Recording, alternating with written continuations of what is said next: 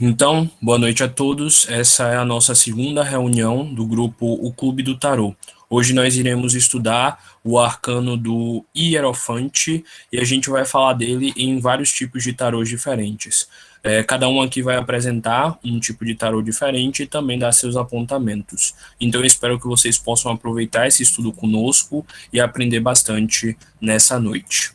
Para começar o nosso estudo, a gente vai começar pelo tarô de Waite, porque ele é uma base que dá para a gente entender bastante sobre como todos os outros funcionam.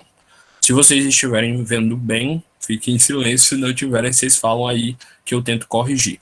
Então, vou começar, como sempre, falando um pouquinho de numerologia, para a gente tentar entender melhor por que essa carta é o arcano número 5. Se vocês lembram da historinha que eu contei semana passada, lá eu explico o seguinte: o um é o começo, é o uno, é o início de tudo. O 2 é o momento que a gente percebe que o mundo é meio que dual, que existem duas polaridades, no caso um masculino e um feminino, e que a gente percebe que essas polaridades existem em tudo. O 3 é quando se une a polaridade masculina com a feminina, gerando uma terceira coisa. No caso, é quando o indivíduo consegue equilibrar sua polaridade física com a sua polaridade inconsciente, trabalhando assim para o propósito que ele veio realizar aqui no plano físico. O 4 é a estruturação, é quando ele tem a base do que ele veio para fazer no plano físico, de acordo com os conhecimentos espirituais dele, e concretizar aqui no plano físico isso. Por isso que semana passada nós estudamos o arcano do imperador. E também nós estudamos antes o arcano da imperatriz, que é o 3. Por isso que a imperatriz é a grande mãe, ela é a terceira, a que está gerando uma vida.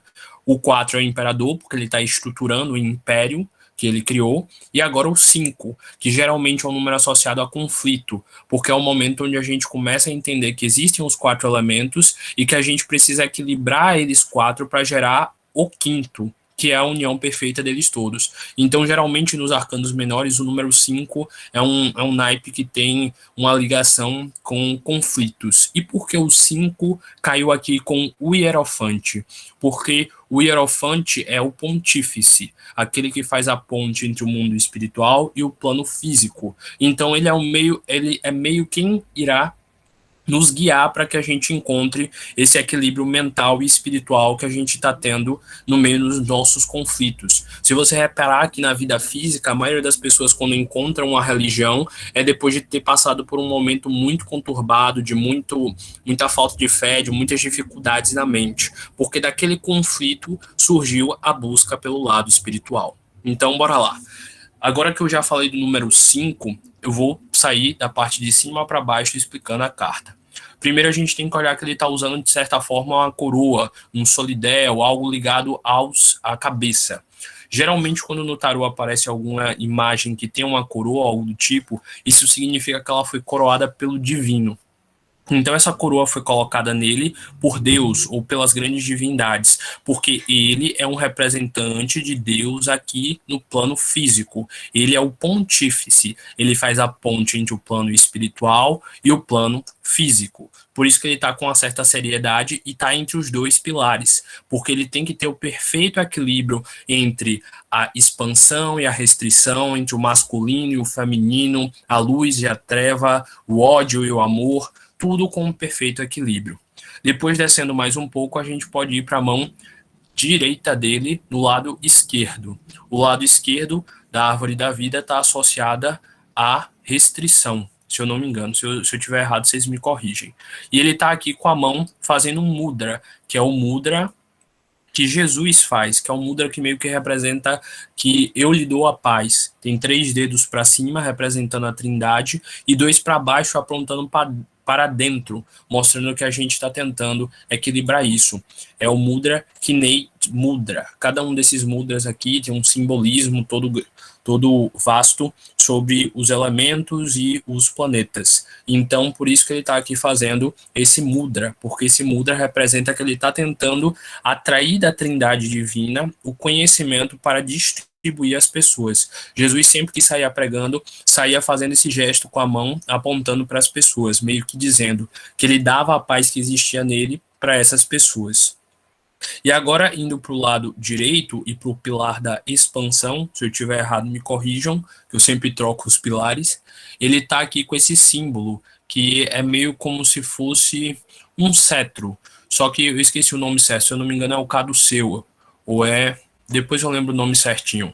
Isso daqui é um símbolo também de poder, é o símbolo que ele tem o poder do conhecimento do lado espiritual para poder manifestar. Aqui é o báculo, o nome disso aqui. Ele tem um conhecimento espiritual que veio do céu para ele e ele vai manifestar aqui na Terra esses ensinamentos. Só que o que poucas pessoas entendem é que esse símbolo aqui, na verdade, representa a cruz de Lorena e a árvore da vida. A cruz de Lorena é um símbolo que representa esse lado mais espiritual. Ele era utilizado pelas antigas religiões mais anglo-saxônicas e por aí vai. E ali também representa o quê? Essa árvore da vida aqui. Então, essa parte aqui de cima representa todas essas esferas aqui da árvore da vida associado ao elemento ar. Então, o lado do pensamento, da consciência. Já a parte de baixo, ao fogo, que é a vontade, que é a determinação, que é a força, a virilidade. A água, que é o controle da emoção, que é o controle desse lado que nós precisamos entender, o instintivo.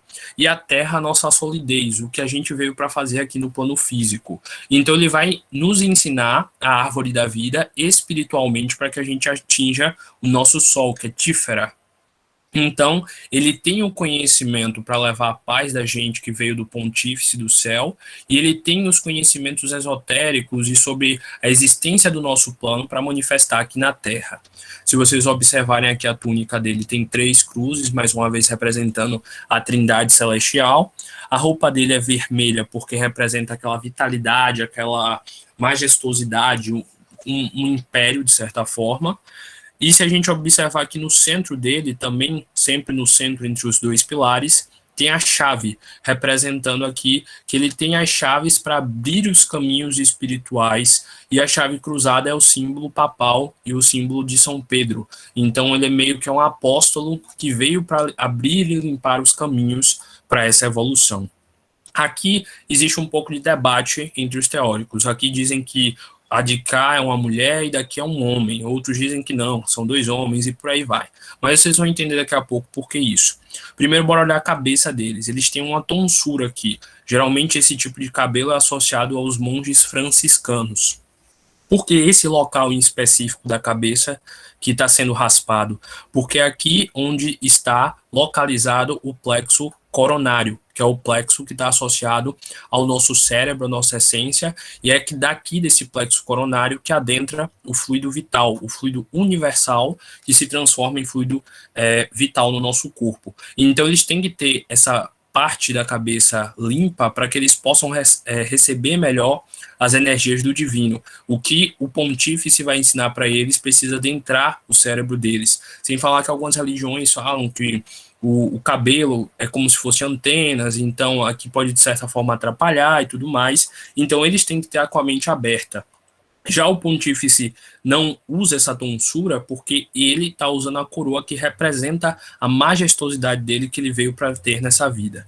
Por que aqui seria uma mulher e aqui seria um homem? Porque todos nós temos o princípio masculino e o feminino.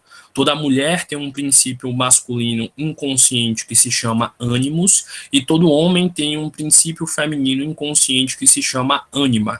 Durante toda a nossa encarnação, a gente tem que aprender a se conectar com esse princípio inconsciente para poder equilibrar nossos excessos. Segundo a árvore da vida e os estudos esoteristas, um homem é muito racionalista e prático. Ele precisa entender melhor das emoções dele para poder equilibrar esses excessos. Já a mulher é muito emotiva, sensível e muito amorosa. Ela precisa, às vezes, de um pouco de racionalidade para equilibrar esses excessos. Então, por isso que tem esses dois aqui, meio que aprendendo a tentar ter esse equilíbrio perfeito entre o masculino e o feminino, aprender essas chaves para poder adentrar e alcançar os céus e todo esse processo. Então, eles aqui estão tentando aprender tudo que ele é, para que através desse exemplo que ele é, consigam atingir os céus.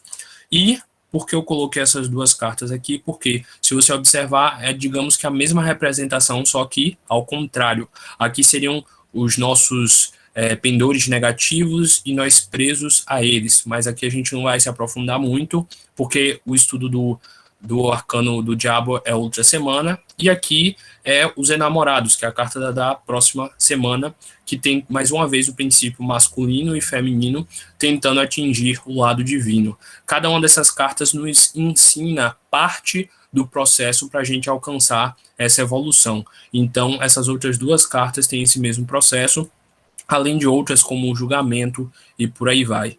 Então, assim, eu encerro a minha parte sobre o Dewey e agora eu abro espaço para vocês comentarem esse mesmo arcano por enquanto. Chico, eu não sei se eu estou viajando, mas dá um zoom aí no pé dele.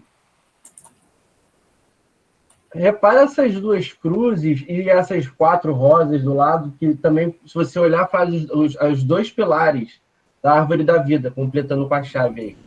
Uhum. Tem alguma explicação para isso? Ainda tem esse chão quadriculado, se você olhar bem nas bordas também. Então, bora lá. Primeiro a gente tem que saber aquele simbolismo de sempre, da rosa e da cruz, que significa que essa rosa é como se fosse o nosso plexo desabrochando. Então, é o nosso chakra desabrochando. E no caso, o nosso chakra cardíaco, que a gente vai ver que tem uma citação dele no tarô de Marsella. Então, essas rosas representam tipo o desabrochar do amor universal, do amor ágape. E se a gente observar de certa forma, as chaves fazem um triângulo para baixo, que aqui pode representar o princípio feminino. Ele é o masculino, ele é o hierofante, mas a gente não pode esquecer da alta sacerdotisa, que seria como se fosse a esposa espiritual dele. Então, aquele mistério da alta sacerdotisa, que era um mistério espiritual, aqui ele veio para explicar todo esse mistério. O 4 provavelmente é porque da necessidade dele estar bem estruturado, assim como o imperador, para poder manifestar aqui no plano físico esse conhecimento dele de pontífice. Esse pavilhão aqui é o pavilhão mosaico que a gente conhece, representa o dualismo. No caso, os quadradinhos pretos e brancos, tipo o yin e o yang. Então, esse hierofante aqui é como se fosse o padre, o pastor, o palestrante kardecista, é aquele homem que veio na Terra para poder ensinar o divino com facilidade àqueles que precisam aprender. Pode perguntar. E eu também achei também interessante, porque um tá de vermelho e o outro tá de azul, né? Então, Exatamente. Água e fogo, elementos opostos. Água, fogo, sempre o dualismo, masculino, feminino, expansivo, restritivo. Pode falar. Só isso. Matheus, Bruno, alguma coisa? Só te lembrando, querido, que você me pediu para lembrar sobre a questão dos banhos de ervas e tal, que os guias recomendam serem do pescoço para baixo, sabe? Aqui da região do maxilar para baixo, nunca lavar no topo da cabeça. Isso a gente sabe que é porque do plexo coronário, do laríngeo e do frontal. Então, geralmente, eles pedem que esses banhos sejam feitos da região do pescoço para baixo, porque, segundo a visão da matriz africana, quando a gente joga as ervas ou limpa por aqui por cima, a gente pode estar atrapalhando a energia do nosso ori, dos nossos orixás e por aí vai. Então, é um motivo interessante para a gente entender. Essa tonsura aqui é para o cabelo, dizem que o cabelo nasce aí para proteger exatamente o plexo coronário. Então, os banhos são feitos dessa forma por isso mesmo. E os carecas não têm proteção?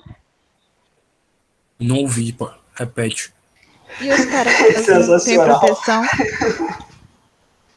Os carecas não têm proteção? Os carecas não são filhos de Deus? Não tem, não. Por isso que dos carecas elas gostam mais, porque eles são do capeta.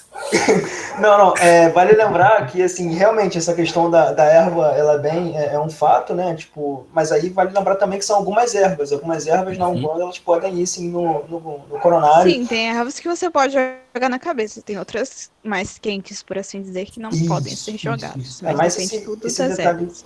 Mais esse detalhe específico mesmo que eu queria trazer, mas fora isso, eu achei bem, assim, bem legal a explicação. Foi só mais uma curiosidade mesmo, porque o povo fica tentando entender, porque não pode mexer no coronário. Por isso, geralmente dizem que é por isso. E outra parada que Não eu não sei pode se vocês mexer por causa perceberam do lá desequilíbrio, na né? carta do Demora um Hierophante, tempo pra se equilibrar. Sim, sim. Fala, Tony. tipo, ali no final do. Vou dizer, ali no centro da roupa dele, onde tem essas três cruzes, no finalzinho, tem um quadrado ali. Aquilo ali representaria o número 4, ou seja, a matéria inerte, e em cima, não sei. Eu imagino que esse 4 aqui é, como sempre, os 4 elementos e também uma associação da estrutura que tem que ter o trabalho dele, que nem aquela parábola lá que diz que não vai ficar nenhuma árvore ou mato sem ser arrancado se não tiver raízes profundas e tudo mais, sacou? Então é meio que isso, ele veio para estruturar aqui no plano físico, através de todo o conhecimento, os 4 elementos, da matéria, do cubo e por aí vai, esse conhecimento espiritual da Trindade, sacou? E você Entendi, vê que entendi. complementa embaixo, depois de tudo é 4. São 4 rosas, 4 pisos quadriculados, 4 pisos vermelhos, que Uhum. seriam os opostos, 4 cantos na cruzes. E é isso aí. E isso poderia ser, sei lá, aqui fogo, aqui água, terra, ar, sempre nesse equilíbrio. Muito interessante mesmo. Ah, e também a gente E pode ele olhar aqui a como uma roupinha. quinta essência. Sim, ele seria a quintessência, o perfeito equilíbrio. E aqui a gente vê, tipo, mais uma vez um triângulo invertidozinho e todo esse símbolo do sagrado. E na roupa dele são lírios, se eu não me engano. E o lírio é uma planta que ela meio que tem, como é o nome? É o androceu e o gineceu dele que é para fora, meio que representando como se fosse um pênis, e a rosa é como se fosse a vagina. Então, provavelmente por isso que aqui dizem que é a mulher e aqui o homem. É isso. Tem mais alguma coisa para dizer sobre esse? Não, acho que já foi tudo. Aqui na Já região foi da tudo, garganta eu ficou acho. azul. Aqui na região da garganta tá azulado, pode ser um sentido de que ele tem que falar de uma forma amorosa e emotiva como o elemento água. Afinal, nenhuma cor aqui é por acaso. O chakra da garganta é realmente azul, se você O observar. laríngeo, realmente o laríngeo, verdade. Então, agora a gente pode passar para o tarô de Marsella, que o nosso querido amigo Matheus Antônio irá explanar. Oh, meu Deus, mas vamos lá. Taca ali pau, Matheus. Incrível. Se isso colocar a carta aí, fião. Aqui a gente pode perceber que o Papa, no caso o nome aqui no tarô de Marselha é o Papa, ele tá usando um solidel, na verdade. E o solidel, se vocês repararem, ele tem 3 níveis, representando o plano físico, o plano astral e o plano espiritual, ou então a ligação entre corpo, mente e espírito, em que esses três precisam estar em equilíbrio. E como o Hierofante possui não só esse conhecimento, mas também a prática desse equilíbrio, ele está ali usando o solidel para representar: olha, eu sou aqui a ponte que liga vocês, que vai ligar vocês com o divino. Vocês precisam ter esse mesmo equilíbrio para que vocês também tenham essa relação íntima com o seu próprio divino.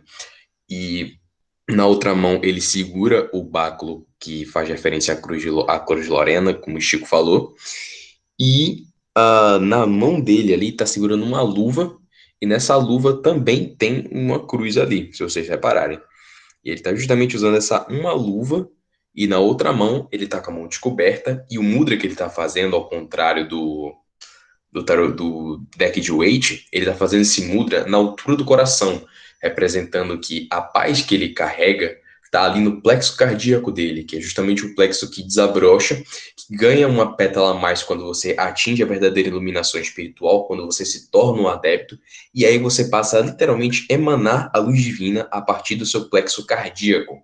Então, como o dele já está acendido e iluminado o suficiente, ele faz esse mudra na altura do coração, direcionando a energia do plexo cardíaco dele para os dois aprendizes, os dois padres, enfim, um homem, uma mulher, 2 homens, 2 mulheres.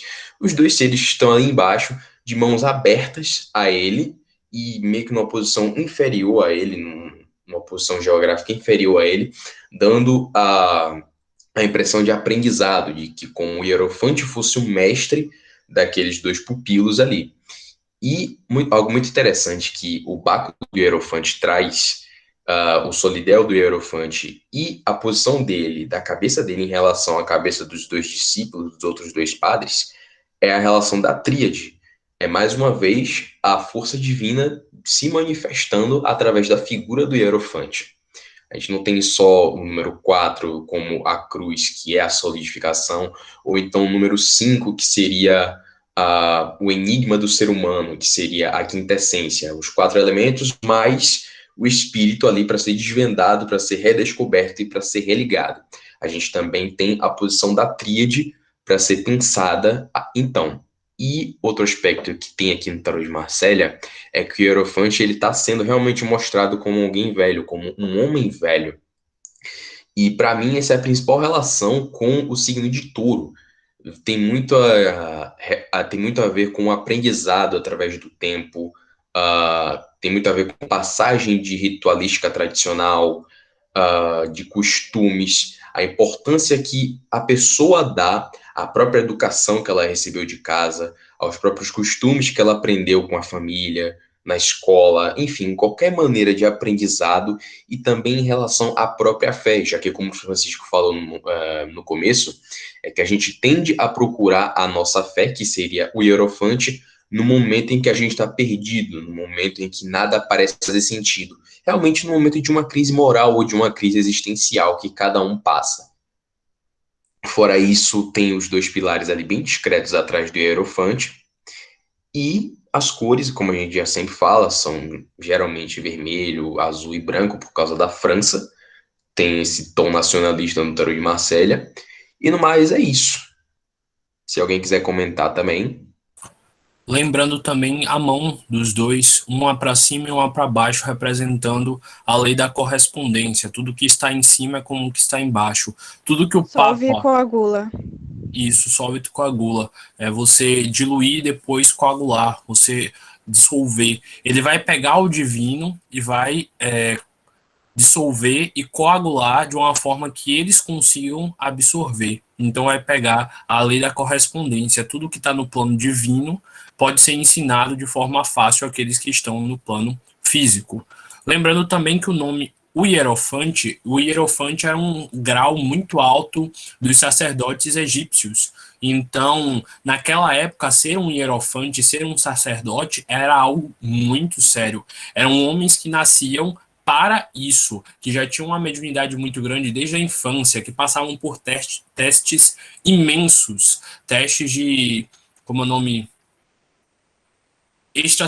extrasensoriais. Então eles tinham de, sei lá, descobrir, fazer adivinhações, fazerem profecias, e só depois de terem dado várias provas de que eles realmente eram sacerdotes, realmente pessoas com conexões astrais verdadeiras, eles poderiam ser um sacerdote. Então por isso que é o nome o Hierofante. Eles eram responsáveis por fazer as mumificações, eles eram os responsáveis por fazer os chás mágicos e por aí vai. Então, o nome Hierofante é um grau muito alto dos sacerdotes egípcios. Então, a gente sabe agora o nome. E aí ele falou também sobre ser associado ao signo de touro.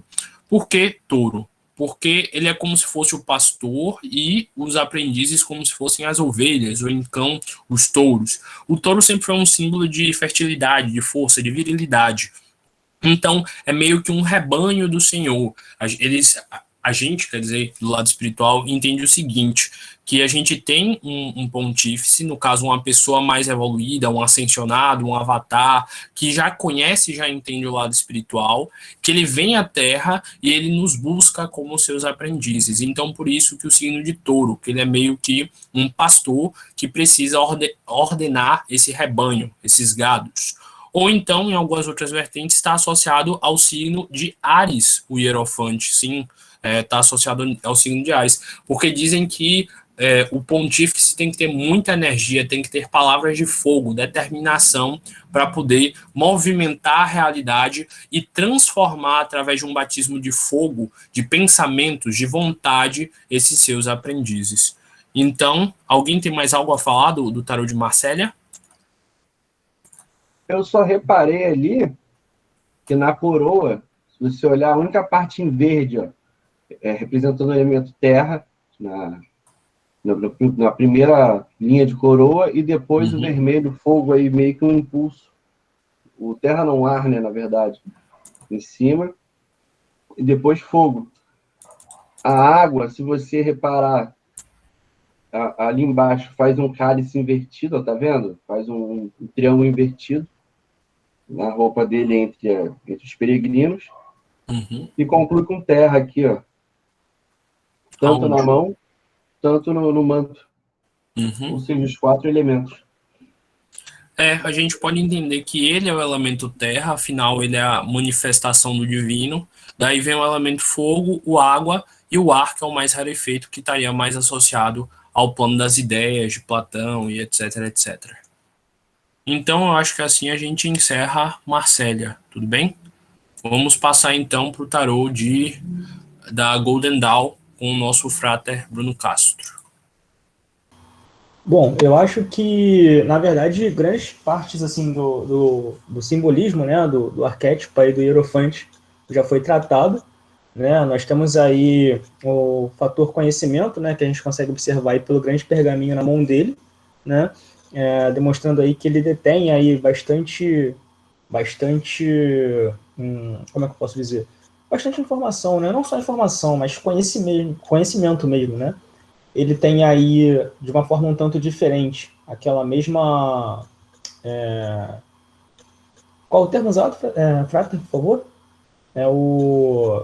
Fugiu o nome por completo aqui. Ele tem a Cruz de Lorena, né? Só que essa não é a Cruz de Lorena. Ele tem aí um caduceu, no caso. Nós conseguimos observar aí também o símbolo do signo de touro, né? Pelo qual é associado esse caminho pela Golden Dawn. Báculo, perfeito. Obrigado, Frater.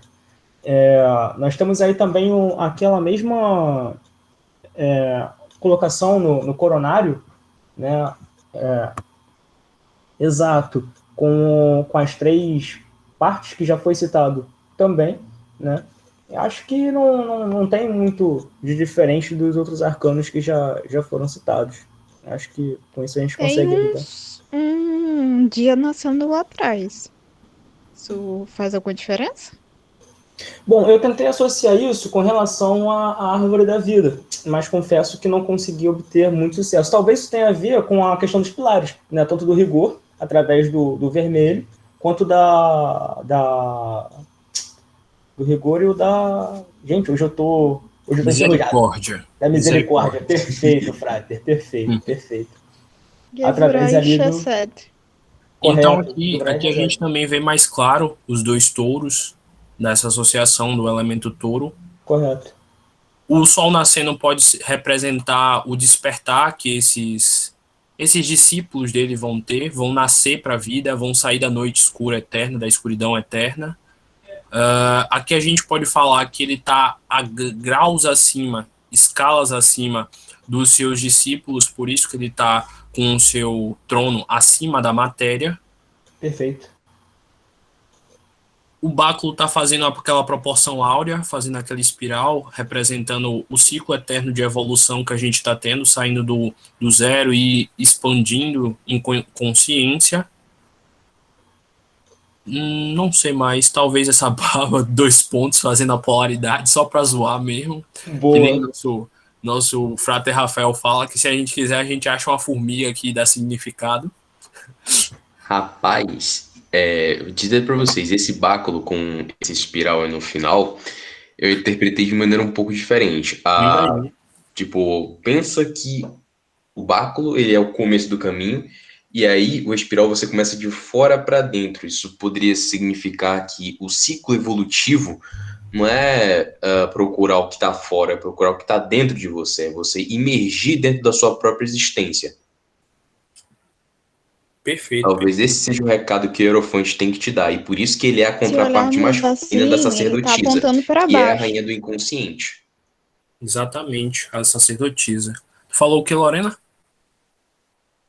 Só complementando o que o Matheus falou, se olharmos esse bastão, tá apontando para um degrau. Não sei se tem correlação, né?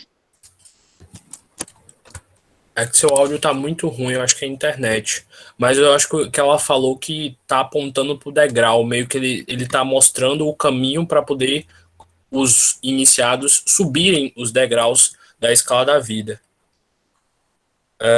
Também a gente pode associar essa espiral, bem como ele falou, a esse nascimento do sol, porque cada um de nós tem uma fagulha divina dentro de nós, e essa fagulha o tempo inteiro ela está tentando nascer dentro do nosso coração, dentro da nossa essência. Então é bem como ele falou, a gente tem que olhar para dentro para poder entender tudo o que está acontecendo fora, como a lei da correspondência fala. A gente tem que deixar esse sol interno nascer, essa essência divina. Afinal, se nós somos filhos de Deus, o que um filho de um gato é? Um gatinho. Um filho de um cachorro é um cachorrinho. O que um filho de um deus é? Um Um deusinho. deusinho. Então, nós somos deuses, só não percebemos isso ainda, só não despertamos para isso ainda, e por isso nós não conseguimos ainda ascender ao nível de hierofante ou ao nível divino. Esse arcano é só muito estranho que eu desse hierofante. Fala mais alto ou perto Assim, do microfone que tá bugado a sua voz. Alguém tá ouvindo? ouvindo ela? Tá Digita, é bugado mais mesmo. Aqui fácil. tá bugado também. Tá bugada a sua voz. Digita. Digita aí Vai algum ficar lei mais pra ela, fácil. por favor. E aí a gente olha aqui também esses arcos, são bem da característica desse tarô. É bem neoclássico, ele bem ligado a essa arquitetura mais arqueada, mais ligada à construção divina. Porque o Renascimento olhava muito disso, da natureza para poder expor e criar aqui. E lembrou também bastante a carta do imperador. Também tinha esse mesmo plano de fundo bonito, ligado à natureza e ao lado celestial da abóboda. Ele pega o conhecimento do lado celestial, que aqui, se eu não me engano, tem até um Cruzeiro do Sulzinho parecendo, e tira do divino para jogar no profano. Ela digitou? Ainda não. Tranquilo. Então, bora passar ao Hermetic Visions. Agora vamos lá. Esse deck, ele é baseado principalmente no tarô da Golden Dawn também, ele tem bastante semelhança, e ele carrega também alguns dos elementos de Rider-Waite. Por exemplo, a postura que o Hierophante está nessa carta Rapidinho, é Tony. idêntica ao da Golden Dawn. Oi? Rapidinho. Bruno, faz uma pesquisa rapidinha aí de que letra hebraica é essa e tentar fazer uma contextualização pra gente, que vai ser bem É o legal. VAV, irmão. É o Valeu. VAV. Essa é o Vav. É o É o VAV. correspondente aí com a tradução seria prego, né? Uhum. E seria aí a segunda letra, né, do nome sagrado de Deus, o Yod, Re, na verdade é a terceira letra, né? Perdão, Yod, Re, Vav, Re. Você sabe dizer mais ou menos o que ela significa? Tipo, você falou que tem uma ligação com Deus e o Hierofante é meio que a manifestação dele. Tenta dar uma pesquisada aí, quando o Tony terminar, você fala. Ciente, deixa comigo. Cara, eu acho que o significado é prego mesmo, ou gancho, alguma coisa que se agarra, algo que serve para prender, para agarrar. Vai lá, Tony. Mas, enfim, tem aqui a letra hebraica Vav, que literalmente significa prego, para pregar, o que lembra muito a pregação de um padre, de um bispo, de um hierofante, a pregação que ele faz para poder convocar todos que estão ali na matéria inerte a despertarem o seu potencial espiritual ao máximo. E a gente vê também o signo de touro, que está ligado às tradições, aos costumes, à perduração de hábitos, de ideias ao longo do tempo, e está relacionado também com o aprendizado e um pouco com família, por que não? E agora, passando para a figura da carta mesmo, a gente vê que o trono, a parte mais chamativa logo são os dois touros que tem dos lados, lembrando bastante o tarô lá da Golden Dawn, em que tinham os touros sustentando os braços do Hierofante. E, novamente, como a gente falou, o touro ele é um animal robusto, ele é um animal muito forte, e ele é um animal de pastoreio, ou seja, já lembra muito aquela questão de dicotomia entre mestre e aprendiz, e pastor e rebanho, e o rebanho está ali para ser guiado por um pastor, ou seja, a humanidade está para ser guiada por um pontífice, esse pontífice é o Hierofante. E no cetro dele, se vocês repararem, ele também tem um globo, e em cima tem várias espirais, vários pedaços de espirais apontando, convergindo em um único ponto. Trazendo aquela ideia do espiral lá do tarô da Golden Dawn, isso poderia significar que existem vários caminhos, no caso, tem vários pedaços aqui vindo de diferentes posições de um suposto globo, mas convergindo no mesmo ponto. Ou seja, várias ideias, vários caminhos, várias escolas iniciáticas, várias religiões estariam tentando comunicar à humanidade uma única verdade, um único, como eu posso dizer, um único recado, sabe? De que você só vai, digamos, melhorar, você vai entender o propósito da sua vida, da sua existência, olhando para dentro de você. Se você quer resolver as coisas de fora, resolva as coisas de dentro. É a própria lei da correspondência. Tudo que está em cima é semelhante ao que está embaixo. Tudo que está fora é semelhante ao que está dentro. E aqui passando agora para a imagem do hierofante propriamente dita, a gente vê que, novamente, é um cara mais velho, é um homem já bem vivido, bem experiente, trazendo mais essa coisa de tradição através do tempo, de aprendizado através do tempo, de alguém que está ali firmemente através do tempo, trazendo esses costumes para a humanidade e sempre está ali cumprindo o seu dever, cumprindo o seu legado, a missão que foi conferida a ele, que é de ser o Papa, de ser o Hierofante. E o chapéu dele, no caso a coroa, lembra mais uma das coroas papais que existem atualmente, que é aquela que parece tem um formato mais oval, se eu não me engano, e ela se divide em 2 pedaços, trazendo um globo, ou uma concha, algo assim, trazendo mais uma vez o número 3, que é o número da manifestação. E aqui também dá a ideia de nascimento, é como se essas 2 partes da coroa fossem uma casca para algo novo surgir dentro. Ao mesmo tempo que o nosso corpo físico é só uma casca, é só uma vestimenta para algo que tem no interior, que seria o nosso espírito imortal, que é a fonte da vida, é a fonte da nossa inteligência, é a fonte da nossa ação, é a fonte de toda a vitalidade, de todo o ideal de aprimoramento que existe no ser humano, já que tudo vem do espírito. A roupa dele é bem vermelha, como a do imperador, lembra muito a do imperador, mas ela tem já uns tons mais esbranquiçados, o que poderia significar que a vontade, o ímpeto conquistador desse homem já foi depurado por um instinto mais pacífico através do tempo.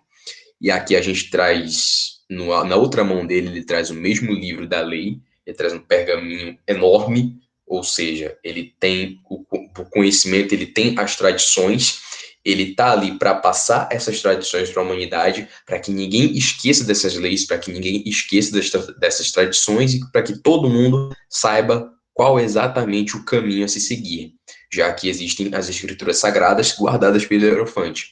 E outro detalhe muito interessante é que ele está descalço. Então, seria uma maneira de dizer que, ao mesmo tempo que ele está aqui no plano físico, ele está desapegado de qualquer tipo de veste, já que ele anda descalço.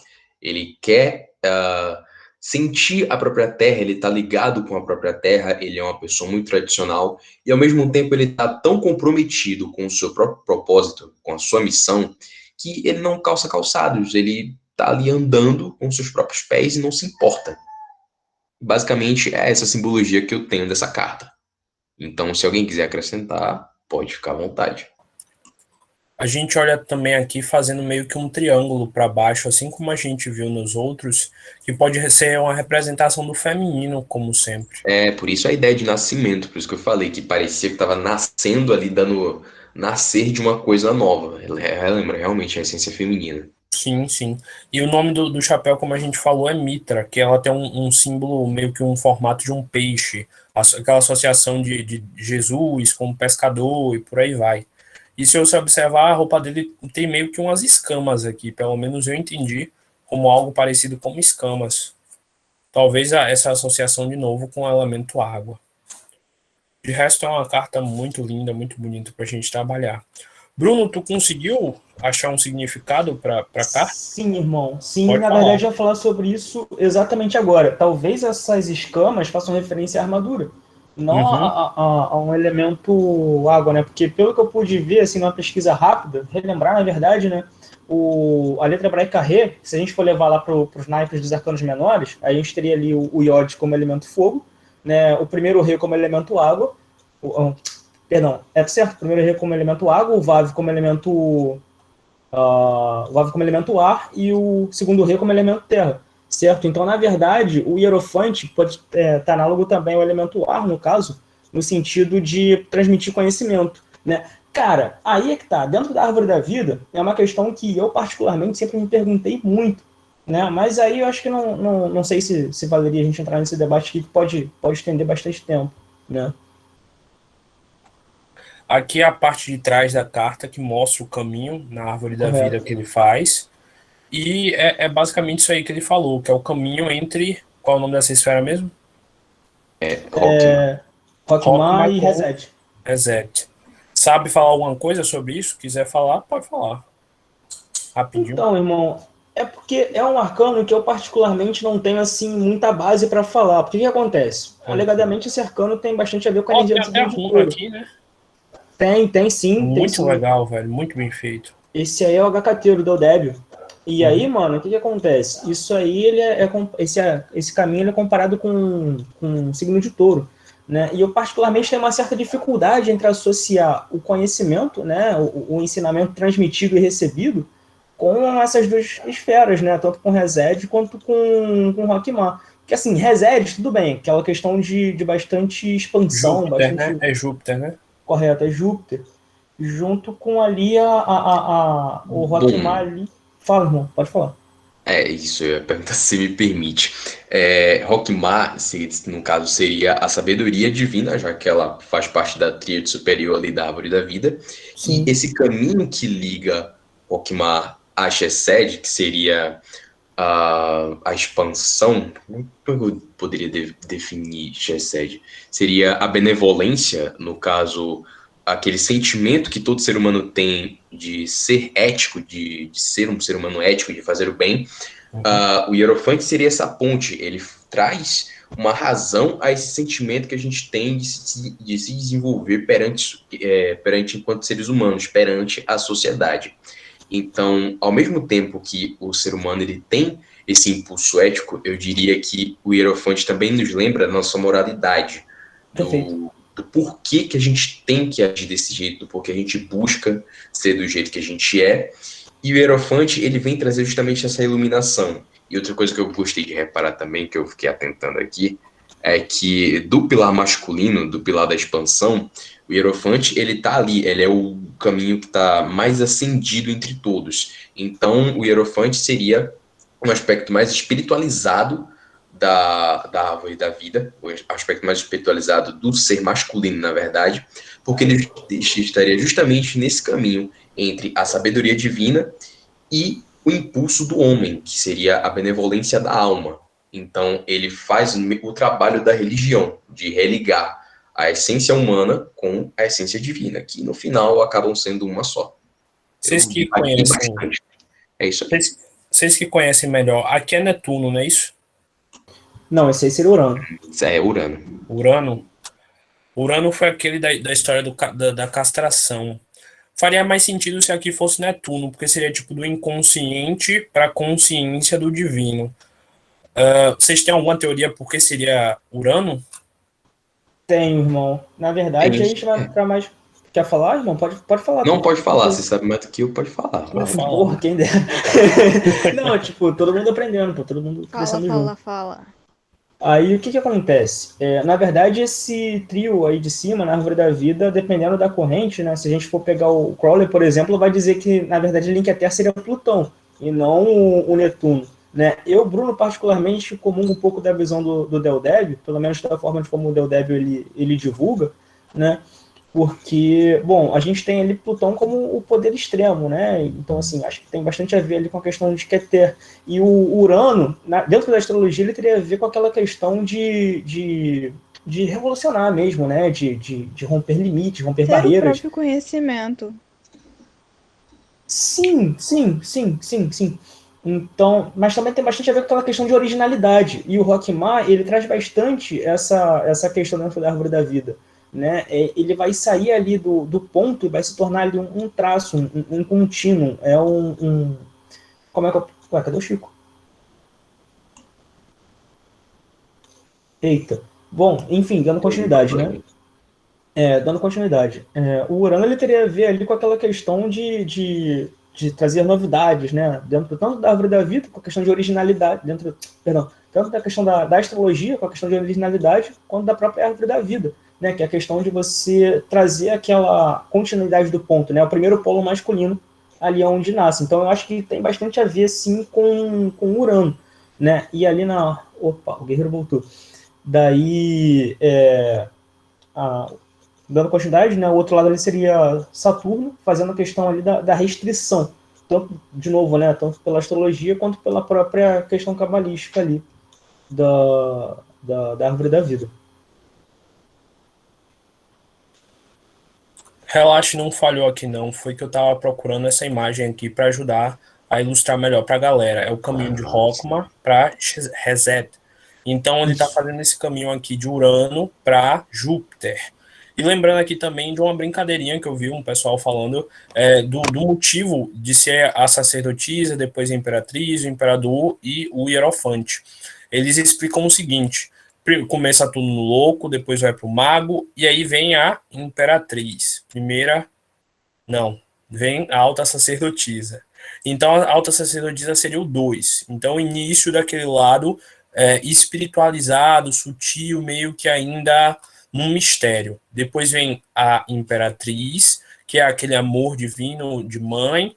Depois vem o imperador, que é aquela força masculina que impera. E aí depois vem o hierofante. Daí eles falaram o seguinte, que o hierofante e a alta sacerdotisa são como se fossem os pilares da árvore da vida que estão ao lado da imperatriz e do imperador.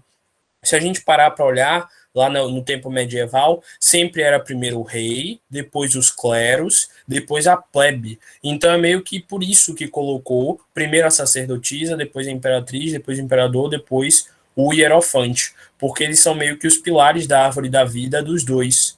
Sem a fé para poder manter o povo bem controlado, ou então trabalhando em conjunto pelo amor e tudo mais, os dois não têm como imperar. Então eles precisam estar pilarizados, diríamos assim, pelos dois. Então é algo bem interessante para a gente entender. E aí tem esse caminho aqui, que foi o que o nosso frater acabou de explicar, entre Rockmar e Reset. Vocês ainda têm algo ainda mais para falar sobre isso aqui? Não, meu querido. Então a gente passa agora ao queridíssimo tarô de Oswald Wirth, que eu deixo a palavra para o nosso irmão aí, Matheus Antônio, e vou ajudando ele, é claro. Mas por que você deixa o bagulho mais bonito assim pra mim? Você tinha que falar também, mas vamos lá. Só parando para pensar aqui, esse tarô aqui segue outra escola e aqui tá uma letra hebraica totalmente diferente. Eu nem sei qual é essa. Qual é? Vocês sabem? É o rei. É o rei. É a mesma letra? Não. Não. Seria a letra do imperador, seria ré.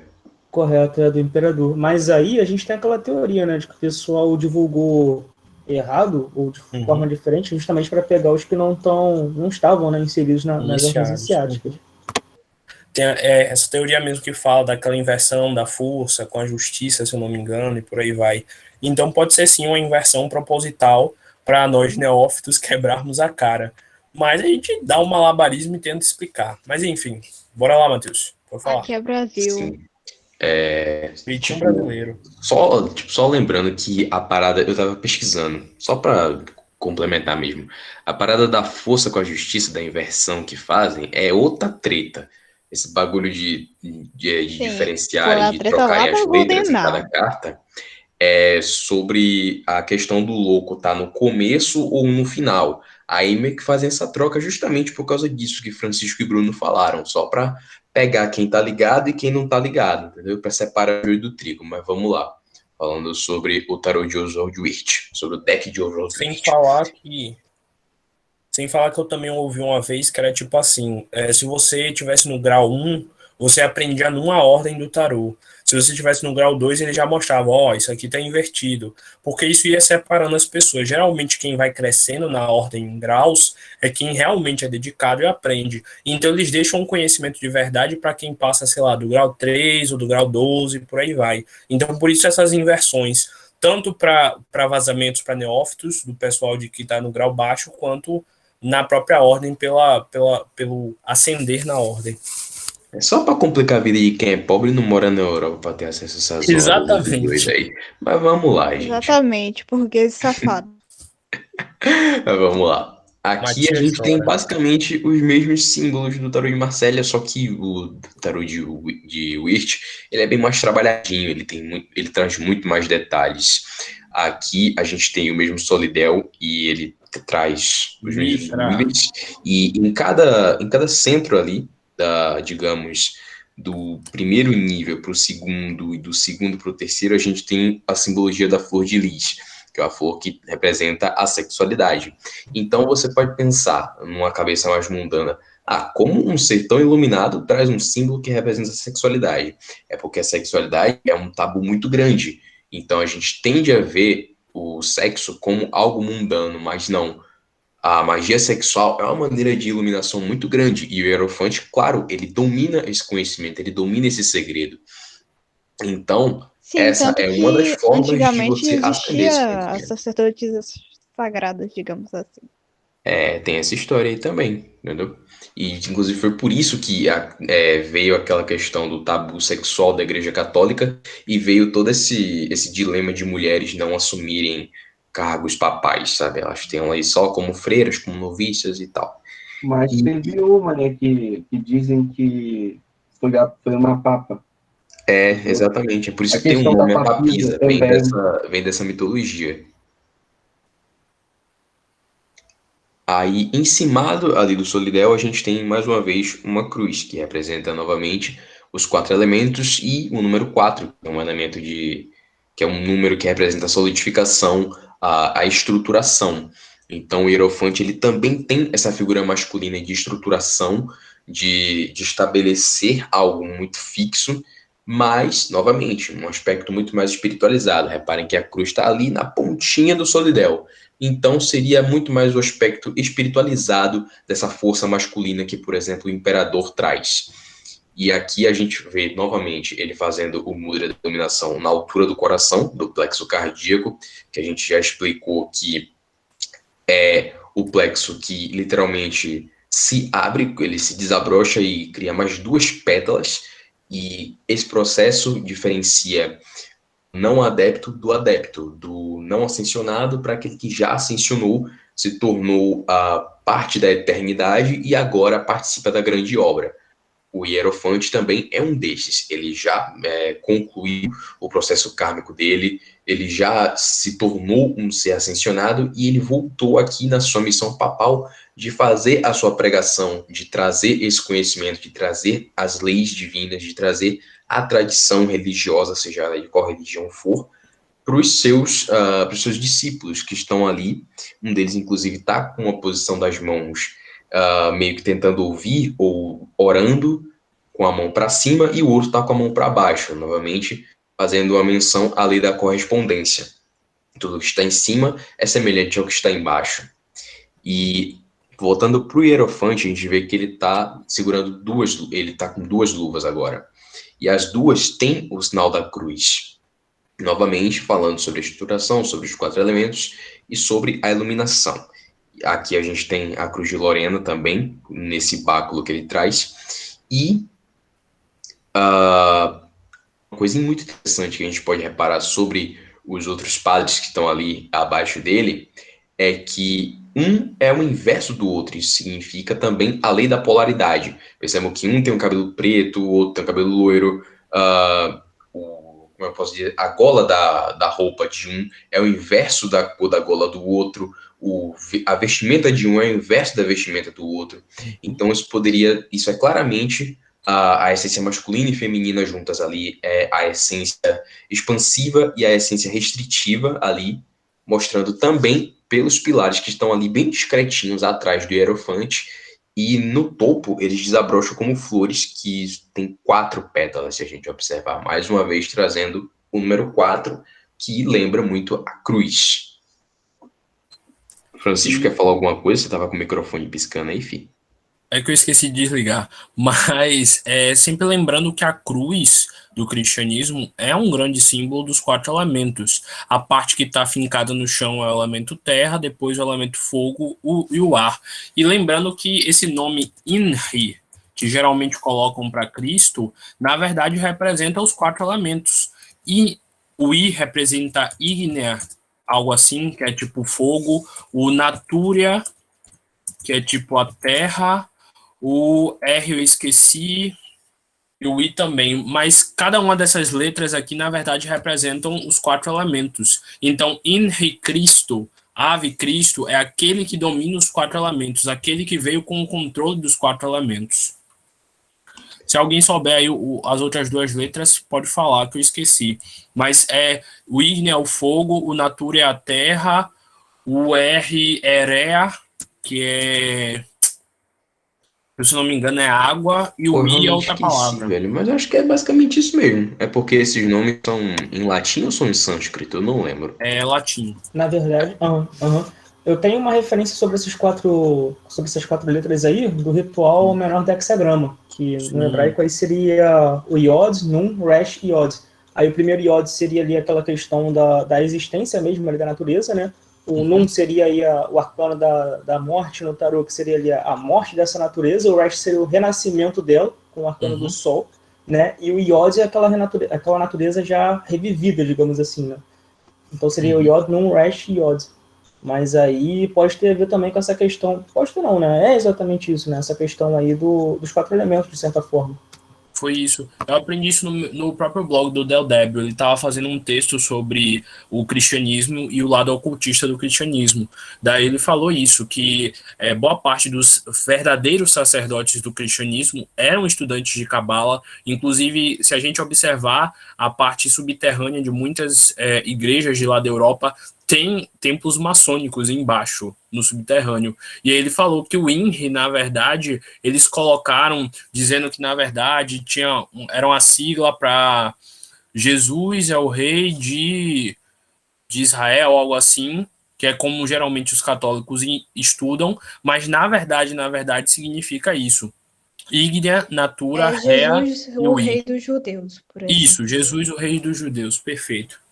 Aí, esse INRI, eles aprendem dessa forma, mas na verdade é os quatro elementos.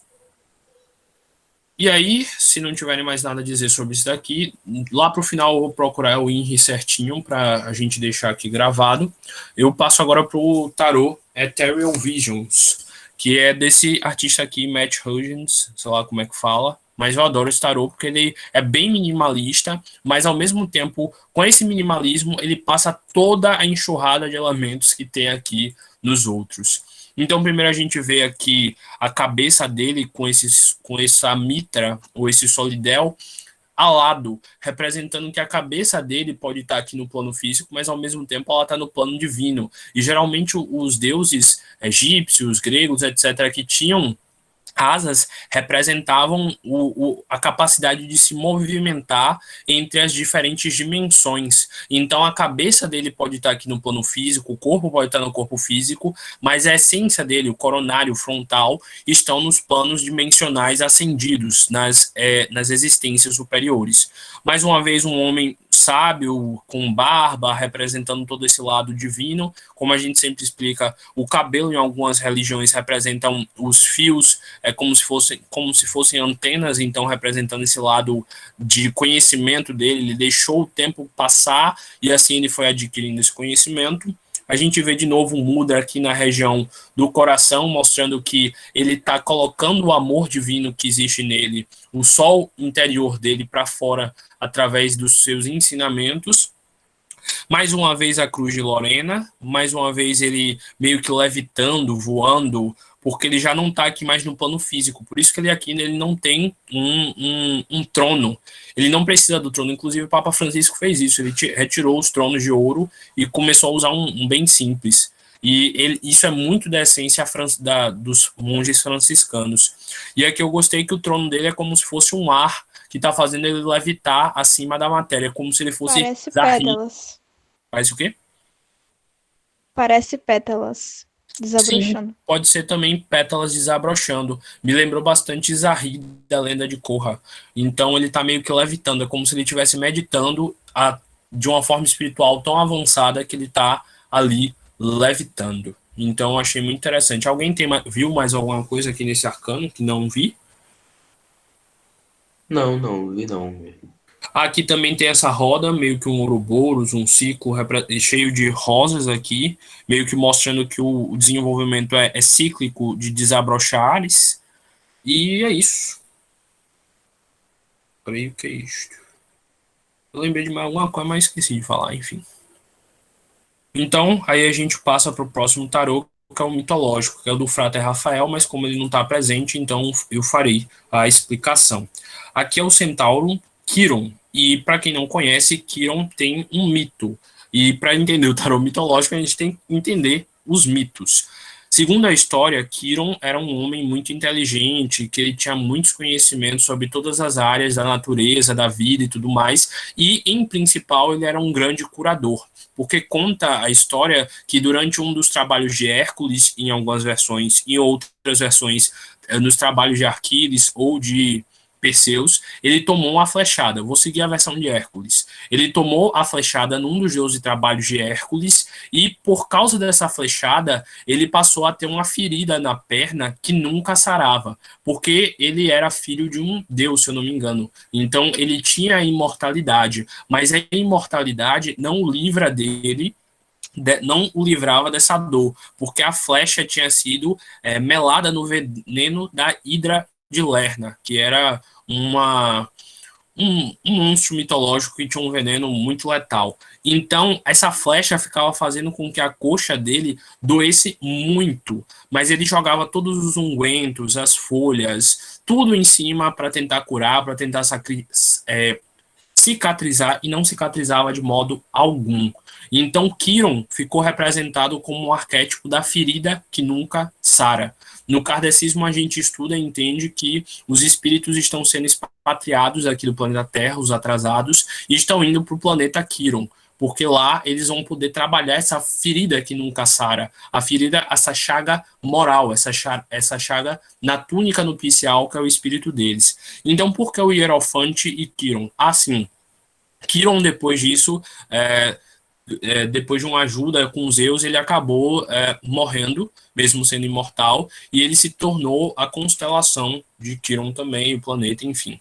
Então, por que Quiron como Hierofante? Porque Quiron é aquele que, através dos seus conhecimentos, nos auxiliará a curar as chagas que existem em nossas almas, em nossos interiores. Então, todo o conhecimento que ele tem, que ele tentou adquirindo, aprendendo para poder curar a ferida dele que ele nunca sarava, agora ele vai poder utilizar para sarar feridas menores dos seus irmãos. Então é tipo aquela pessoa que sofreu muito na vida e devido a ter sofrido muito, ela aprendeu muito a lidar com as adversidades, com os sofrimentos, com as coisas negativas. Então ele utiliza desse seu conhecimento de como, sei lá, sarar uma ferida pequena na perna de alguém para poder sarar essa pessoa e restituir ela à sua fé. Então eu imagino que o Quiron aqui seja o Hierofante, porque ele é aquele que nos levará ao nosso lado espiritual, a nossa essência divina e a nossa cura da alma, e não uma cura física, uma cura verdadeira da nossa essência. Ele está fazendo aqui o símbolo do rock and roll na mão, que na verdade é um dos mudras, não está aqui na imagem dos mudras. Ah, tá, aqui é o Apana Mirig Mudra, que é um símbolo de proteção. Esses dedos para dentro representam meio que expurgando de dentro da gente o mal que a pessoa tentar jogar contra nós. É um símbolo muito utilizado por Ronnie James Dio, que foi um dos membros da banda Black Sabbath, se eu não me engano, durante um tempo. E aí, esse símbolo que ele fazia depois foi se desenvolvendo. A avó dele era italiana e ensinou esse símbolo de proteção.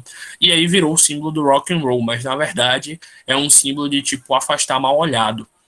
Na outra mão ele carrega um pergaminho, meio que representando todo esse conhecimento que ele tem, que ele foi escrevendo, que ele foi aprendendo e tudo mais. Ele está coroado, assim como os outros hierofantes, mostrando que ele tem o conhecimento do divino para poder manifestar na Terra. Inclusive, as lendas contam que muitas vezes até deuses iam até Quiron para se curar ou para aprender, que Atena e outros deuses de sabedoria ensinavam bastante coisa a Quiron, e que ele tinha vários acampamentos, que ele treinava os semideuses e por aí vai. E aqui tem um espaço meio com a abertura da caverna de Platão, diria assim. Ele está dentro de uma caverna para representar esse nosso lado inconsciente, esse lado que a gente não entende, que a gente não enxerga. E aqui a abertura mostrando a saída para essa caverna, que é através da autocura, do autoconhecimento, do autoentendimento. E aqui também pode ser a representação do princípio vital, daquele sol que existe dentro de cada um de nós e a gente não consegue acessar. Esqueci de alguma coisa? Falta alguma coisa? Ah, sim. As 4 patas representando o quaternário, como sempre, os 4 elementos, e também esse lado animalizado. Então ele tem que cuidar do lado animalizado dele, que é o lado instintivo, para ele poder entender o lado hominal dele como homem e entender as suas emoções, para assim racionalizar elas e atingir a evolução. Então, por isso que como é o nome desse bicho mesmo? Centauro, pai. Isso, por isso mesmo que o centauro ele tem esse simbolismo, porque é o lado hominal, ou o lado animal que a gente tem, precisando ser controlado pelo nosso lado humano, para que assim a gente atinja o perfeito equilíbrio.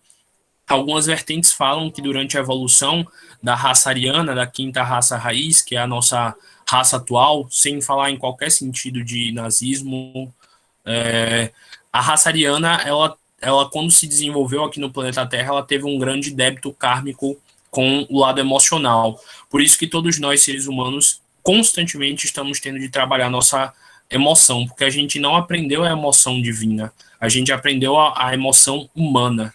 Aí eles têm várias lendas, eles falam que nós temos uma lua por causa disso, porque a lua representa emoção e a gente tem que lembrar o tempo inteiro desse débito kármico associado ao nosso emocional. Basicamente, todos nós estamos aqui na Terra para aprender a dominar nossas emoções, para podermos voltar até a emoção divina. E aí, falta alguma coisa sobre o tarô mitológico? Creio que Uma não. coisa que você não falou de Quiron é que ele era um professor não só para Hércules, mas para os outros centauros selvagens. Sim. Inclusive, ele tinha até um certo nojo. É que seu microfone travou, por isso que eu comecei a falar. Pode terminar. É porque ele, por exatamente um desses centauros não ter que ele ficasse com Hércules na caverna e tentou fazer alguma coisa lá. Mas assim, aconteceu tudo isso. Do Dionísio, não é mesmo? É isso. As histórias. É que seu microfone travou de novo. Pode É terminar. que tá foda hoje, tá foda. Tá. Tu terminou o pensamento? Eu acho que eu terminei, porque meu microfone não vai me Pronto. deixar falar, então. Dizem isso, que Quiron realmente, apesar de ser um centauro, ele não tinha uma boa relação com os outros centauros, porque ele tinha esse lado erudito dele, por ser filho de um deus e tudo mais, e ele via os outros centauros como animais que não tinham consciência nenhuma, que não tinham respeito, não tinham modos e por aí vai. Por isso que ele se cercava mais dos semideuses, ou até dos humanos, ou de quem quisesse ter algum tipo de conhecimento e aprendizado, porque ele via os centauros como por um instinto e ele buscava a razão, o conhecimento, o autoconhecimento, o autodesenvolvimento. Por isso que ele está aqui na caverna de Platão, tentando nos mostrar o caminho com o Mudra aqui para a gente voltar à luz.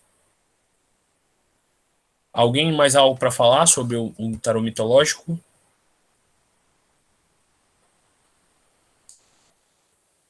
Então, só fazendo uma menção honrosa aqui, mostrando rapidinho o tarô de Thoth. Se alguém quiser arriscar, dar uma explicaçãozinha, eu dou boa sorte, porque o tarô de Thoth é loucura.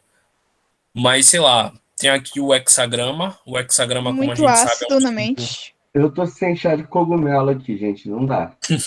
Não tem como fazer isso sóbrio. Então, bora lá. Primeiro eu vejo aqui os 4 elementos. A Esse é o águia com o momento. elemento ar, o humano com o elemento água, a terra com o elemento, o touro como elemento terra e o leão como elemento fogo. Então, meio que o caminho para a gente chegar ao Hierofante são esses 4 elementos. Eu estou vendo aqui o hexagrama, que é a estrela de Davi, falando que a gente precisa integrar o nosso masculino com o feminino para a gente ter o perfeito equilíbrio. Aqui no peito dele ele guarda um pentagrama mostrando, sei lá, o lado humano ainda que a gente ainda tem evoluindo, ou no caso está na região do cardíaco. Então ele tá tentando ensinar aos pentagramas, no caso nós, seres humanos, que somos os 4 elementos com o quinto, que é o nosso cérebro, a sermos hexagramas, sermos o divino. Porque conta na literatura que o pentagrama... Conta na literatura que o pentagrama ele pode ser invertido. Virado para baixo, ele representa o apego e a prisão nos 4 elementos na Terra, e virado para cima representa o lado do desenvolvimento. Então, e o hexagrama, que seria a sexta ponta que falta aqui no penta, representa quando a gente tem esse perfeito equilíbrio e ascende em evolução. Então, o Hierofante, ele é a estrela de 6 pontas, tentando ensinar a nós, estrelas de 5 pontas, como evoluir. De resto, depois disso, eu não me arrisco muito a tentar interpretar as coisas aqui. Eu tô vendo aqui... Essa mulher embaixo aí, ó, de azul. Eu imagino que ela seja a deusa Isis. Exatamente. Isso pode ser uma representação, sei lá, desse lado mais da alta sacerdotisa, que é o feminino do Hierofante, esse lado mais sutil, esse lado mais de tentar descobrir os mistérios da vida. Eu tô vendo aqui também, de certa forma, Você acha a que flor o de lótus. Hierofante pode ser uma carta de pessoa que se esconde igual aos sacerdotes ou não? Não, eu tô achando aqui que essa é a parte feminina inconsciente desse Hierofante, sacou? Aí, tipo, se aqui fosse a alta sacerdotisa, ela seria a grande e ele Se seria o você pequenininho. reparar aí, só te cortando, faz exatamente a estrela de Bafomé. Oi? Entre ela aí, bem no centro, essa estrela mais acesa aí, ó. Sim, sim. Perfeito, eu Então não tinha pode visto. simbolizar aí a dualidade, né? A questão do masculino e o feminino. Mano, que olho bom. É porque aqui é o pentagrama invertido que eu falei, ele de cabeça para baixo. Então tá falando que esse hierofante tem que se conectar com o seu lado animalizado, o seu lado inconsciente, o seu lado instintivo feminino, para poder iluminar o lado do hexagrama dele. Porque o hexagrama é o quê? O triângulo para cima representando o masculino e o triângulo para baixo representando o feminino, em perfeita sincronia, formando a estrela de 6 pontas. E aqui eu ia falar que parece a flor de lótus meio que brotando, isso pode ser tipo o símbolo do coronário dele acendendo e tal, mas deixando claro aqui que tudo aqui que eu falei foram tentativas de interpretar, porque eu não conheço mesmo o tarô de Tote e nunca estudei ele. Mas E aqui a atrás gente... dele é um touro, né? Fazendo Oi? o símbolo atrás dele. Eu só ouvi atrás deles. Sim, parece um touro. É, o touro aqui representando o signo de touro, que é o trabalho dele aqui na matéria. Isso aqui em cima eu não faço ideia do que seja. Forma Isso exatamente aqui um parece trono, uns como se back ele estivesse bolado. sentado, se você conseguir observar bem. Pode ser que esse touro seja meio que o trono dele. A Realmente. estabilidade. Por isso que ele está Sim. sentado. Mas é O mudra dele tá aqui, tá apontando com os 2 dedos para baixo, tipo, deve representar que a gente tem que olhar o nosso lado obscuro para poder entender o nosso lado de luz. Sei lá, tô fazendo chute aqui. Se alguém quiser tentar chutar mais alguma coisa, boa sorte, porque o de Tote valista da águia, Francisco. não tá dando pra ouvir Elefante. nada, Lorena. Eu só ouvi elefante. Aquela da águia é um elefante. Rapaz, seu áudio tá travando mais que homem perto de mulher bonita. Não dá pra entender não, fia. Ah, Deus, não tá dando pra mim. Muito boa, gostei. Ela falou o que eu não entendi. Não, ela não Se entendi, eu não. xingar Foi aqui, muito vai bom o sair que você isso. falou. Enfim. Daí aqui eu botei a imagem da carta do diabo, por causa daquilo que eu já falei, que os dois estão presos aqui, enquanto lá na carta do Hierofante, eles dois estão tentando se libertar desse nosso lado terreno, desse nosso lado físico, mas aqui eu não vou adentrar muito, porque senão a gente já começa a explicar outro arcano que não é o interesse de hoje. Os Aqui enamorados representa. representam uma libertação verdadeira. O diabo representa uma ação, por assim dizer, né?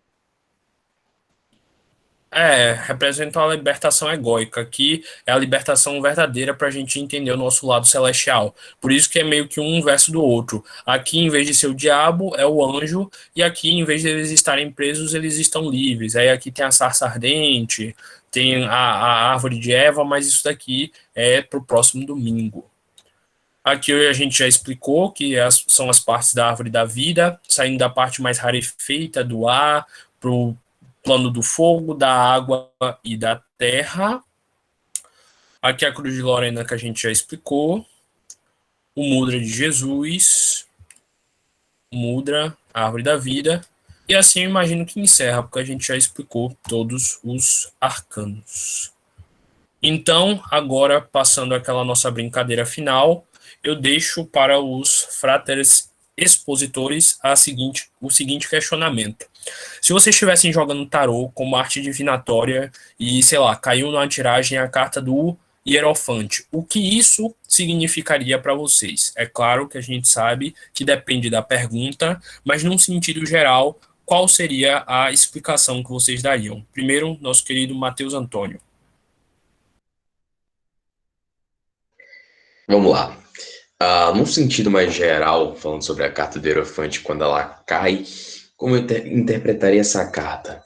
Ela representaria a necessidade a necessidade de se ter uma fé, a necessidade de aprendizado sobre essa fé ou aprendizado sobre qualquer outra coisa, de você valorizar alguém que possa te ensinar alguma coisa, algum acontecimento na sua vida que pode te ensinar alguma coisa. O Hierofante fala muito sobre isso, sobre o que você aprende, sobre o que você ainda tem a aprender, sobre o que você já aprendeu para poder você utilizar na sua vida. Fala muito sobre o processo de educação.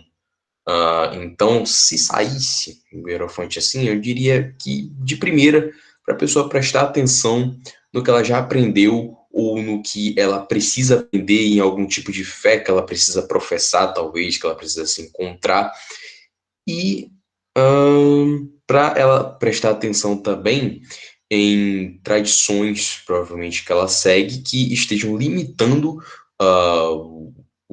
a expansão da consciência dela. Tradições, costumes, crenças que estejam limitando a própria evolução da pessoa, porque também tem o caminho inverso. Às vezes, nem tudo que você aprende é bom para você. É basicamente isso. Então agora eu passo aos Nem apontamentos tudo que reluz é ouro. do nosso frater Bruno Castro. Estava falando aqui com o microfone desligado. Eu tinha pensado exatamente o que o Matheus falou, sabe? Tipo, aquisição de conhecimento, transmissão de conhecimento. Quando sai, normalmente eu interpreto dessa forma. E como eu tenho o hábito de tirar com o arcano maior junto com o arcano menor, eu acho que o arcano menor ele vem, tipo, especificando, né? Como é que essa informação deve ser buscada, transmitida, ou como isso deve ser trabalhado na vida do consulente, né? Lucas Leão. Cara, eu acompanho o Matheus e o Bruno, não tem nada a acrescentar. Acompanho os dois aí. Lorena. Eu vejo o Hierofante como alguém que, por assim dizer, tem um compromisso, alguém que tem crenças, por vezes alguém bem comprometido com ou a família, ou o matrimônio, ou recentemente,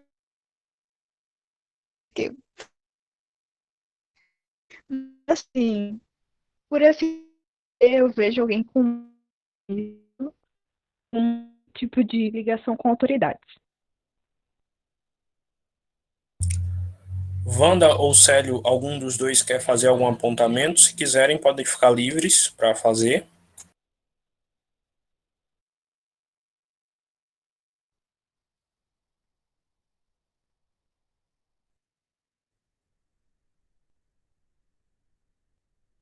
Prater, posso trazer uma dúvida aqui, então?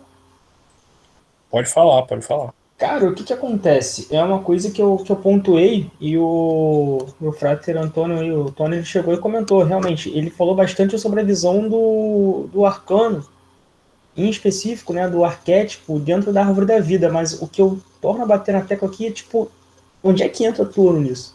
Sabe, foi uma coisa que na verdade, uma coisa que eu particularmente tenho bastante dificuldade em interpretar. Como é que a gente consegue trazer o signo de Touro, que é uma questão mais terra, mais, sabe, trabalho, mão na massa, mas como é que isso se correlacionaria com essa questão aí de fé e transmissão de conhecimento, saca? Então, Frater, eu continuo com o entendimento que a gente passou aqui durante a reunião. É claro que eu tenho minha teoria de que mudaram a correspondência verdadeira do Hierofante, segundo aquilo que a gente falou, que eles mudam para o pessoal mais profano, mas tentando fazer o malabarismo para dar uma explicação, eu diria aquilo mesmo, que o touro, essa força, essa virilidade e tudo mais, representa muito desse trabalho que o pastor tem que ter durante esse processo de cuidar do seu rebanho. Então, o touro representa o quê? Aquela virilidade, aquela força, aquela movimentação. Ele era um animal utilizado para poder puxar as carruagens inicialmente e também para puxar o arado. Então, eu acho que seria nesse sentido, de arar a terra, arar o local onde vai receber os iodes, as sementes. Então, por isso touro. Porque lá, esse tarô, a gente sabe que ele é meio de uma origem medieval. E lá eles utilizavam os touros com aqueles negócios de madeira que colocavam no pescoço para poder arar a terra. Então, fazendo malabarismo, eu diria que é isso. Tipo, o pastor é aquele que ara a terra, que coloca a semente na nossa cabeça, a semente positiva, para que a gente possa germinar. É como aquela parábola de que o Senhor saiu a semear e algumas sementes caíram na terra, outras na areia, outros no pedregulho e por aí vai, sacou? Então eu vejo o Hierofante muito disso, como aquele pastor, aquele padre que joga as sementes e segundo a vontade, segundo a fé de cada um dos indivíduos, ele germina elas. Mas que realmente eu tenho dificuldades também de entender o Hierofante como touro, eu tenho sim, eu afirmo isso. Mas é o máximo que eu consigo fazer de malabarismo para tentar entender esse lado da virilidade e da força que ele tem que ter, puxando os que estão membros ali da sua assistência, do seu trabalho espiritual. Entendi, entendi. É porque é um arcano mais intelectual, sabe? Tipo, touro é mais terra. Eu entendi, tipo, a lógica da parada, mas é como você falou, assim, não é aquela tipo, que você vê e realmente tem tudo a ver ali com um arcano, sabe?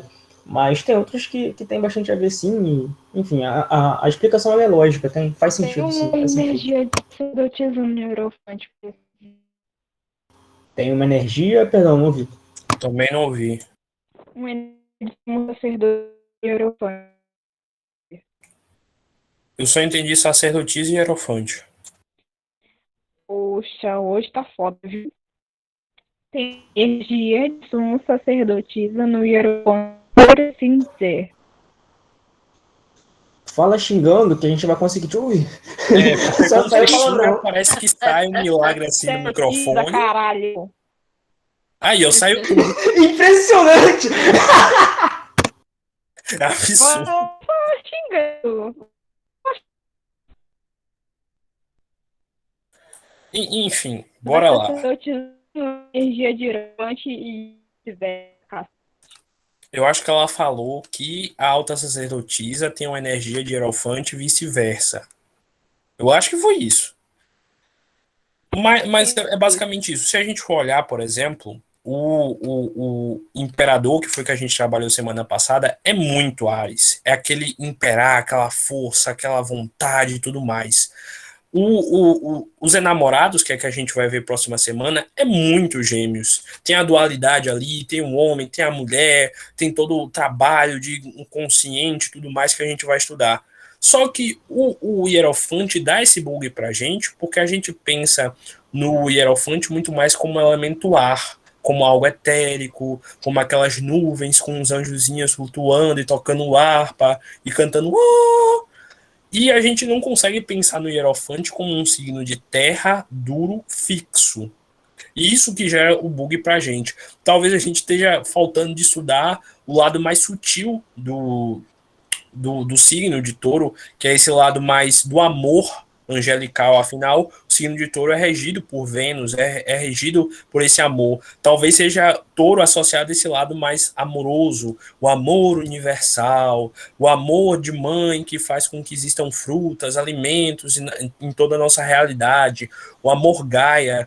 Talvez seja essa falta de viagem que esteja acontecendo na gente, mas que realmente todos os outros arcanos eu vejo uma correlação bem Tá faltando direta. o Lucas bolar um back aqui pra esse grupo. Tá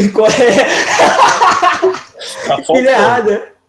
Tá faltando. Que, tipo, por exemplo, a carta da morte vai ser Escorpião. Faz muito sentido. Escorpião tem esse lado da morte, da putrefação. Mas com Touro e Hierofante eu realmente não vejo. Sim, Frater, exatamente, porque assim, bom, a gente pode ficar aqui falando, rodando dentro do assunto tipo, vai sobrar mesmo essa marretada aí, né? Esse barbarismo, né? Tipo, é o que tem pra hoje. Vamos ficar com isso aí mesmo. Aí no final vai aparecer alguém nos comentários aqui dizendo: é óbvio, é isso, e quebrar a cara da gente. Porque sempre aparece um gênio nos comentários. Exatamente. Sempre vai Inclusive, eu vou aparecer agradecer um muito. sabichão. Fala, Bruno, eu já desisti do microfone de Lorena, não entendo nada que ela fala. Realmente. Que pariu! Tô falando. Agora saiu. Lorena, você tem que começar a xingar um pouco mais, mano. Eu Pra não poder te entender alguma coisa nesse grupo. Bora, Bruno, fala logo pra gente encerrar. nada. Não, eu tinha dito que, inclusive, quem conseguir explicar aí esse grande dilema, eu vou ficar muito agradecido. Também fico imensamente agradecido.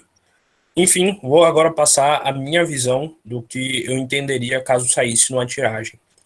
Geralmente, quando cai o Hierofante, eu entendo o seguinte, que está faltando algum tipo de fé na pessoa. Não uma fé no sentido literal, mas uma fé num sentido bem genérico. Por exemplo, se eu for alguém racionalista e ateu, eu tenho uma fé na ciência, eu estou, sei lá, numa tiragem sobre relacionamento.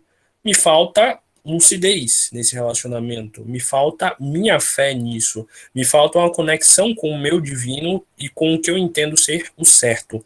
Então o Hierofante é muito isso, é buscar entender o seu inconsciente, buscar entender a sua fé, buscar entender aquilo que lhe guia, aquilo que lhe move aqui nesse plano. Então sempre que cai o Hierofante, eu meio que falo assim, ó, qual é a sua fé? Tenta entender ela, tenta entender o que sua fé está falando sobre esse assunto, sobre essa situação, porque é aí que você vai entender o que realmente está acontecendo. Como o Frata falou aí, muitas das vezes o arcano menor é o que diz pra gente, ó, tá faltando fé no elemento fogo, tá faltando fé no elemento água, mas aqui e no cru, no Hierofante tá faltando fé. Tá faltando Porque fogo no rabo.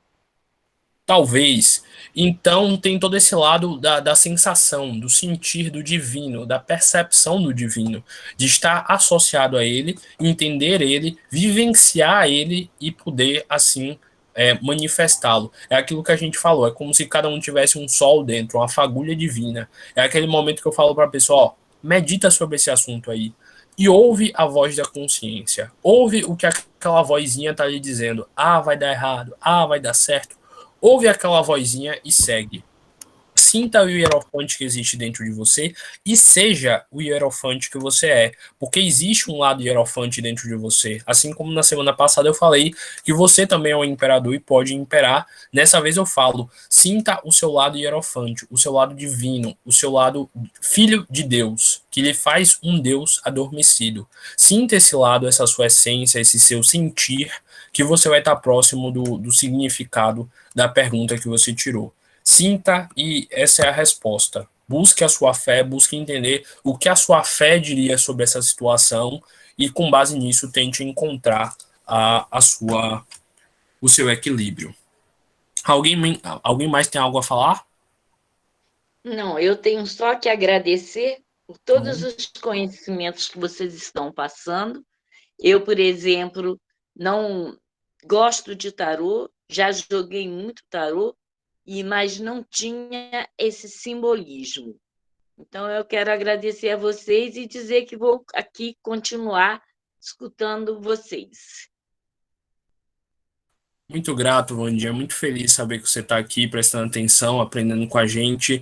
E pode se preparar e trazer também conhecimento para falar nas próximas semanas, se você se sentir à vontade, que a gente vai ficar muito feliz por essa troca de conhecimento. O Célio também, ele falou ali que ele não ia poder falar, porque o pessoal está gritando perto dele, mas a gente sabe que ele está aqui prestando atenção e aprendendo conosco. Gratidão. Então, sendo assim, já que ninguém tem mais nada a falar, eu, em nome do Clube do Tarô, que é por enquanto esse o nome que nós estamos utilizando, encerro esse nosso estudo da noite sobre o arcano do Imperador. Eu espero que todos vocês tenham aprendido bastante com a gente e possam utilizar esse conhecimento para transformar a vida de vocês. A importância real desse estudo aqui é utilizar desse aprendizado para vocês viverem melhor e viverem mais perto da essência divina. Até o próximo domingo, nesse mesmo horário, para o nosso estudo sobre o arcano dos enamorados. Então, uma boa noite a todos vocês. Até a próxima oportunidade. Até a próxima. Tamo junto.